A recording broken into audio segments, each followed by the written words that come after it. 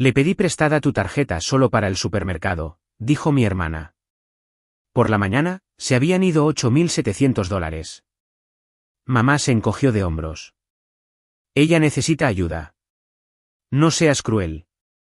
No dije nada. Esa noche, hice un movimiento silencioso. A las 6:02 de la mañana, abrió su cuenta y gritó tan fuerte que todo el vecindario lo escuchó. Lo admito.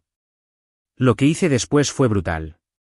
Sin previo aviso, sin discusión, solo un movimiento frío, ejecutado con la clase de calma que solo encuentras cuando estás completamente harto. A la mañana siguiente, mi hermano gritó tan fuerte que la anciana de enfrente salió en bata. Mi mamá se quedó allí sin palabras, con la boca moviéndose, pero sin que saliera ningún sonido. Mi hermana salió furiosa de la casa con el teléfono pegado a la oreja, maldiciendo como si la hubieran robado. Pero ella no era la víctima. Retrocedamos. Apenas 12 horas antes, estaba en un brunch con sus amigas, brindando con copas de champán. Lo sé porque lo publicó en su historia de Instagram, completamente ajena a lo transparente que se había vuelto. Ahí estaba ella, uñas recién hechas, nuevas gafas de sol de diseño, tostada de aguacate y mimosas sin fondo. Ni siquiera intentando ser sutil. ¿Y cómo pagó por ello? Fácil. Me pidió prestada mi tarjeta otra vez. Recibí el mensaje de texto habitual a las 8:52 de la tarde de la noche anterior. Te pedí prestada tu tarjeta solo para el supermercado. Sin disculpas, sin explicación, solo ese tono casual que siempre usaba, como si yo fuera el cajero automático de la familia y ella solo estuviera cogiendo un refrigerio. La cosa es que ni siquiera respondí. Estaba demasiado cansado. Había pasado ese día lidiando con una crisis de un cliente en el trabajo, me salté el almuerzo y llegué a casa a las 9. Mi nevera estaba vacía. La ironía me golpeó más tarde. Ni siquiera había comprado comida para mí en más de una semana. Me desplomé sin revisar nada. Y luego, alrededor de las 7 de la mañana siguiente, abrí mi aplicación bancaria, solo un vistazo antes de ir al trabajo. Saldo, $3.912. Antes de eso, más de $9.000. Me congelé, no por el número, sino por la rapidez con la que había desaparecido.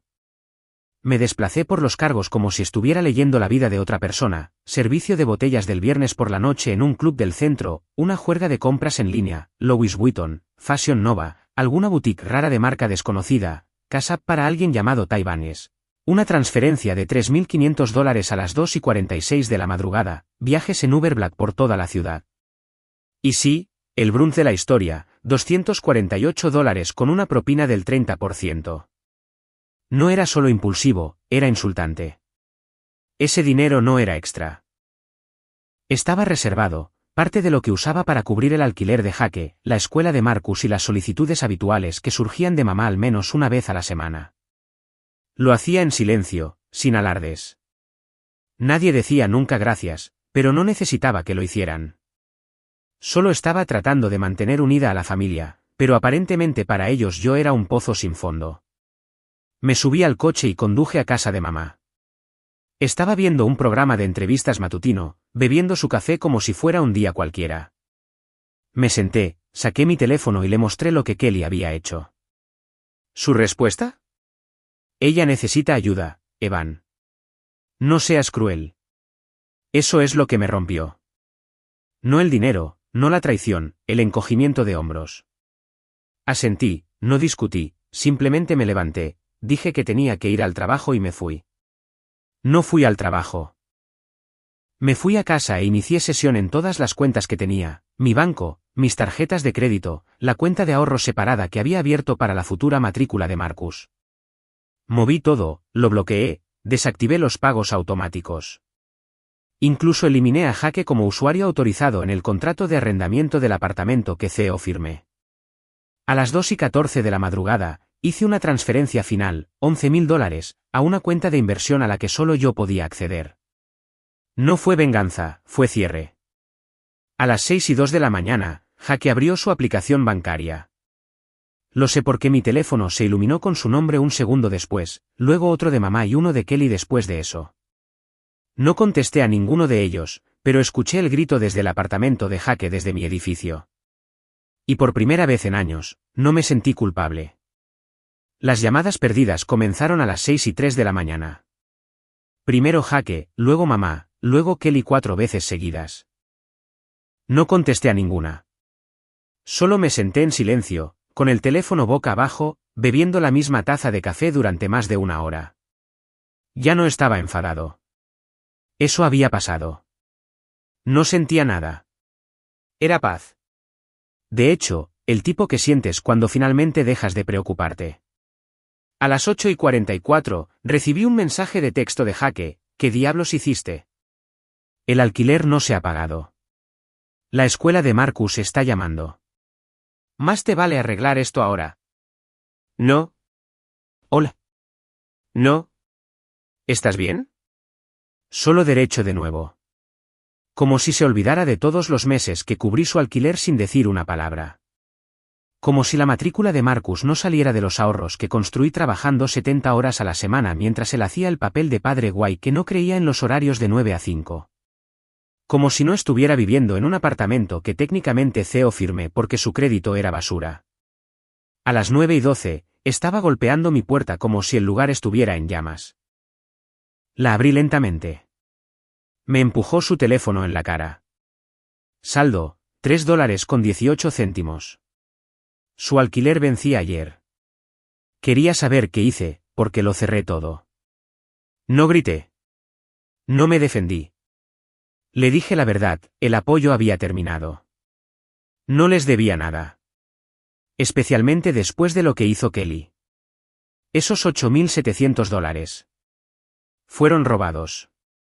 No había otra palabra para ello. Se enfadó, dijo que lo había pillado por sorpresa, que estaba fastidiando a Marcus solo para demostrar un punto, dijo que estaba actuando como si fuera mejor que todos. No respondí. Simplemente cerré la puerta. Esa tarde, mamá comenzó la campaña de culpabilidad. Primero, fue un largo mensaje de voz, luego un mensaje de texto grupal, necesitamos hablar esta noche. Todos nosotros. Sin gritos, solo familia. 7 de la tarde en mi casa. Casi no voy, pero algo me dijo que debía hacerlo. No por ellos, sino por mí mismo. Para el cierre. Llegué a casa de mamá alrededor de las 7:20. El coche de Jake ya estaba allí. El de Kelly también. Me senté en el mío un segundo antes de entrar. En el momento en que abrí la puerta principal, lo sentí, como entrar en una tormenta que aún no había empezado a llover. Kelly estaba caminando de un lado a otro frente al televisor. Jake estaba desplomado en el sillón, con los brazos cruzados. Mamá estaba en la cocina, ya en medio de un discurso furioso. No preguntó cómo estaba. No preguntó por qué hice lo que hice. Pasó directamente a las acusaciones de que estaba exagerando, que había empeorado las cosas, que los había avergonzado. Avergonzarlos. Me senté sin hablar. Empezó a enumerar todo lo que ahora no podían hacer. Jake no podía pagar el alquiler. Marcus podría ser retirado de la escuela. Kelly tenía deudas y no podía conseguir otra tarjeta. Incluso ella, mi madre, dijo que tuvo que cancelar una cita médica porque había bloqueado el fondo de emergencia que guardaba para ella. Le pedí que repitiera eso. El fondo de emergencia, el que construí para ella, el que nunca tocó para un médico, pero de alguna manera se las arregló para usarlo cada vez que quería nuevos utensilios de cocina o entradas para algún concierto. Y entonces Kelly intervino, fuerte, amargada, dramática. Dijo que era cruel.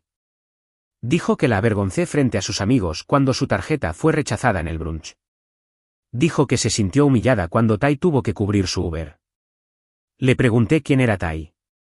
Ella dijo, solo un amigo. Dije, genial. Tal vez él pueda ayudarla la próxima vez que necesite $8.700. Jake empezó a gritar de nuevo, dijo que estaba actuando como un dictador, que esta familia dependía de mí, que debería haber hablado con ellos primero. Pregunté cuándo exactamente me dieron la misma cortesía. Cuando Kelly cogió mi tarjeta a las 9 de la noche y la vació a las 3 de la madrugada, ¿dónde estaba la conversación entonces? Cuando Jake dejó que la escuela de Marcus me llamara para exigir la matrícula, ¿dónde estaba la charla entonces? Cuando mamá empezó a tratar mi cuenta como un plan de jubilación, no tenían respuestas. Entonces mamá dijo algo que finalmente lo superó: esto no es como tú, Evan. Has cambiado. Estás siendo frío. No me inmuté. Dije, tal vez sí.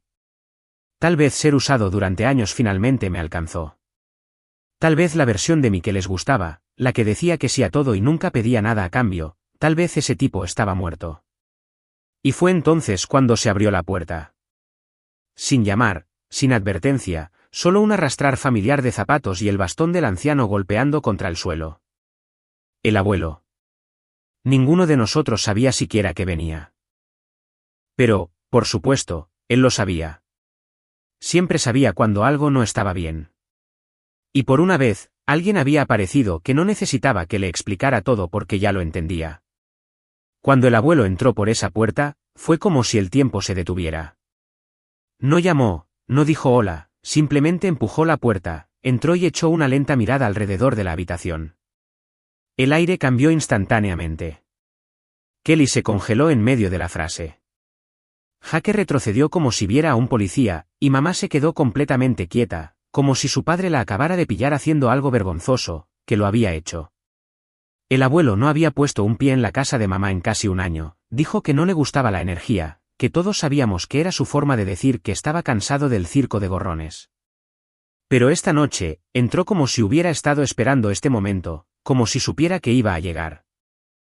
No pidió permiso, simplemente caminó directamente a la cocina, cogió su vieja taza del armario, todavía allí, polvorienta pero intacta, se sirvió una taza de té del hervidor y se sentó a la cabecera de la mesa como si fuera su casa.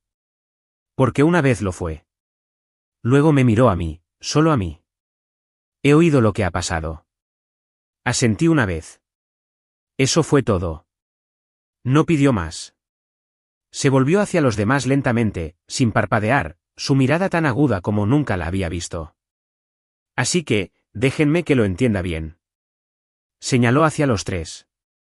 Dejan que este hombre cubra su alquiler, pague sus facturas, financie su estilo de vida, y en el segundo en que decide que ha terminado de ser usado, convocan una reunión. Jake murmuró algo, trató de explicar. El abuelo lo interrumpió. Vendiste tus herramientas eléctricas para pagar la cerveza, Jake. No hables. Tienes 33 años, y el hijo es más responsable que tú. Jake se sentó, con la cara roja. Kelly intervino con su tono habitual, condescendiente, defensivo, fuerte. Trató de darle la vuelta, dijo que yo era dramático, que era solo dinero, y que lo estaba sacando de proporción. El abuelo no levantó la voz, simplemente la miró directamente a la cara. Vi las fotos del brunch, el hotel, los bolsos. La misma chica que me dijo que estaba arruinada estaba bebiendo mimosas de $20 con gente que ni siquiera conoce su apellido. No me insultes. Ella se calló por una vez. Y luego se volvió hacia mamá, su hija. ¿Y tú? Sabías exactamente lo que estaba pasando. Viste a Evan desgastarse por esta familia mientras lo llamabas amor. Pero no era amor, era manipulación. Tú eres la razón por la que estos dos creen que tienen derecho a su dinero, porque los criaste para que creyeran que Evan les debe algo. Mamá trató de hablar. El abuelo levantó la mano. ¿Basta? No quiero oírlo. Luego metió la mano en el bolsillo de su chaqueta y sacó un sobre desgastado y sellado, lo dejó caer sobre la mesa como un juez dictando un veredicto. Ese es mi testamento. Firmado, notariado, legal. Nadie se movió.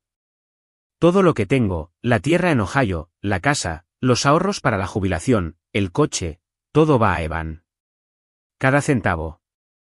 La boca de Jake se abrió. Kelly se rió como si fuera una broma. ¿Estás bromeando, verdad? Ni siquiera lo necesita. Ya tiene dinero. El abuelo no se inmutó. Y esa es exactamente la razón por la que se lo merece. Él no lo pidió. Nunca lo hizo. Luego se levantó, agarrándose al borde de la mesa. ¿Quieren saber cuándo tomé esa decisión? No fue la semana pasada. Fue hace 2 años cuando necesitaba que me llevaran al hospital, y mi presión arterial estaba por las nubes. Llamé a Jake. Dijo que estaba ocupado. Llamé a Kelly. No respondió. Evan condujo 60 millas en el tráfico y se sentó conmigo durante 6 horas mientras me hacían pruebas. Y nunca le dijo a nadie al respecto. Mamá miró al suelo. Todos olvidaron algo, que la familia no se trata de dinero. Se trata de quién aparece. Evan apareció cada maldita vez. Y ustedes lo convirtieron en su cajero automático personal. Luego me miró directamente a mí de nuevo.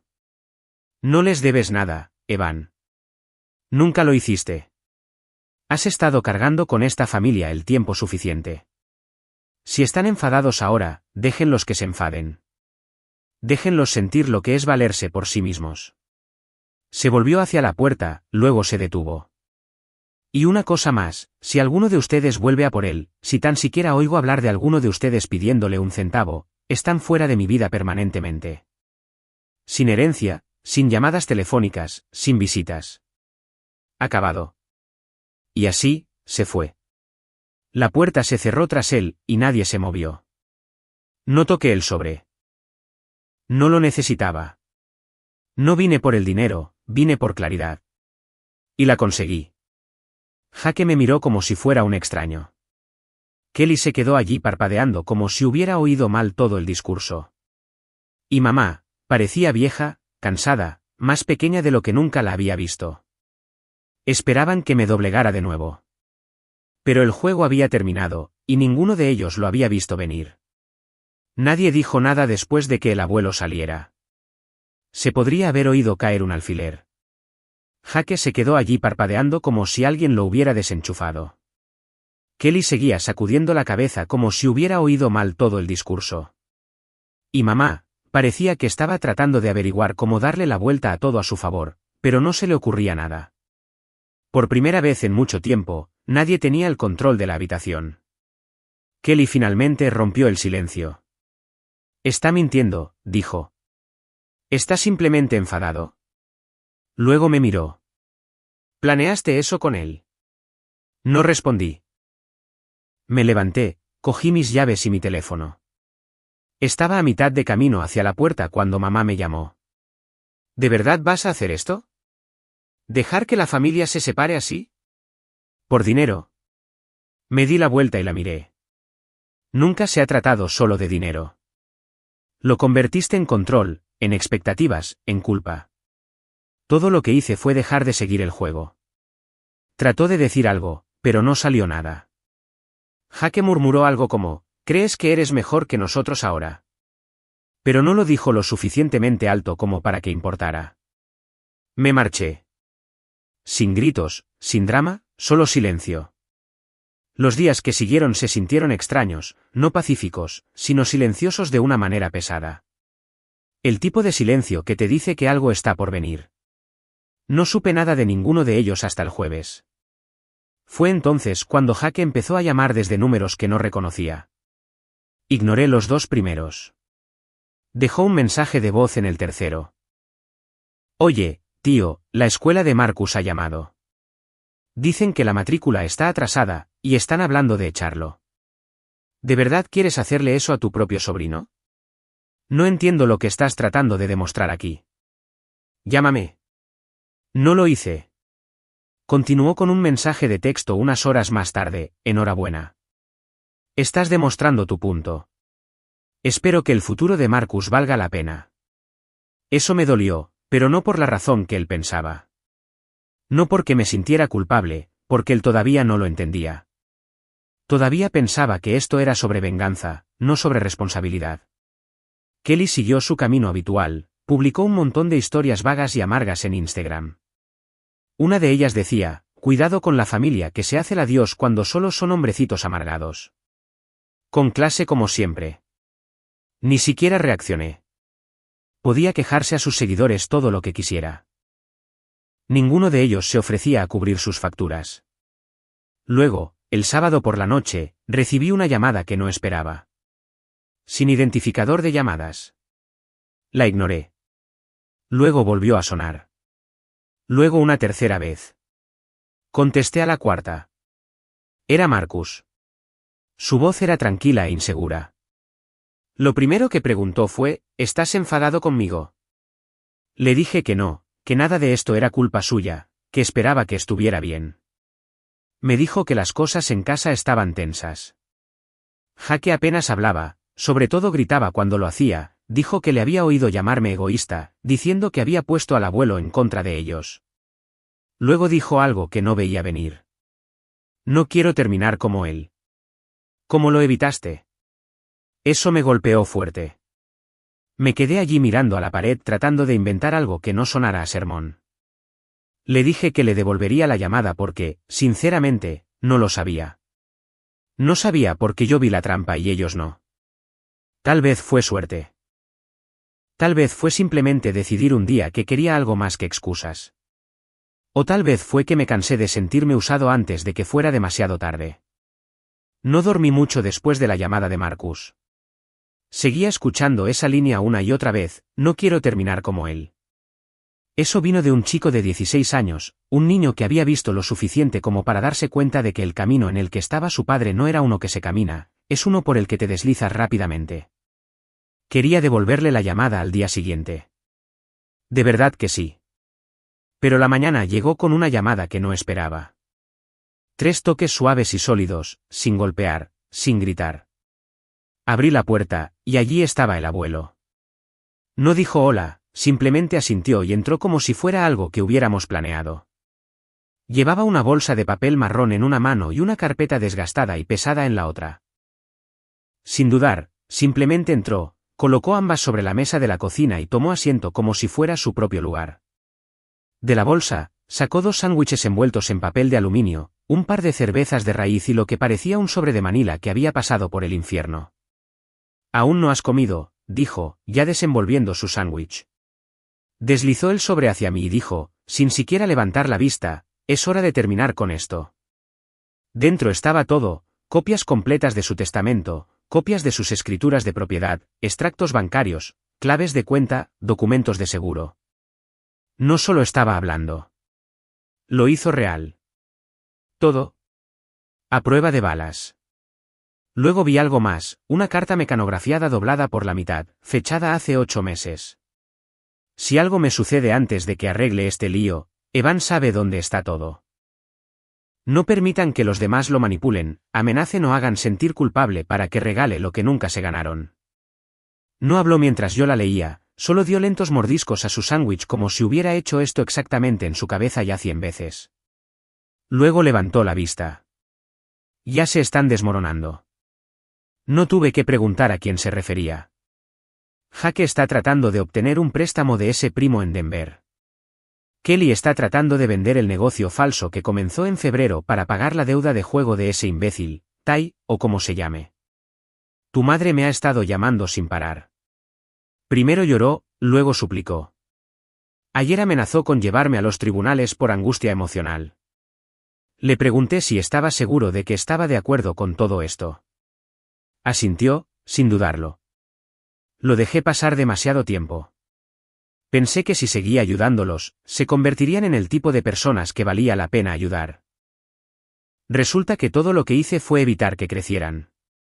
Luego sacó algo más de la carpeta, no un documento, una foto. Era vieja, descolorida. No la reconocí al principio. Luego me di cuenta de que era yo, tal vez de 12 años, de pie en el borde de su tierra, sosteniendo una pala cubierta de tierra y sonriendo como si acabara de ganar un premio. El proyecto de la cerca. El verano que pasaste en la granja. Ese día, trabajaste desde la mañana hasta el atardecer sin quejarte ni una vez, dijo. No pediste dinero. No esperabas nada. Solo preguntaste qué había que hacer. Ahí es cuando lo supe. No se emocionó. No necesitaba hacerlo.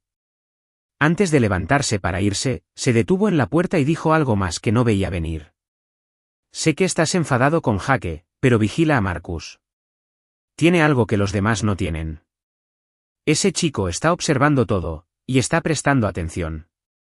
Luego se fue. Alrededor de las 5:15 de la tarde.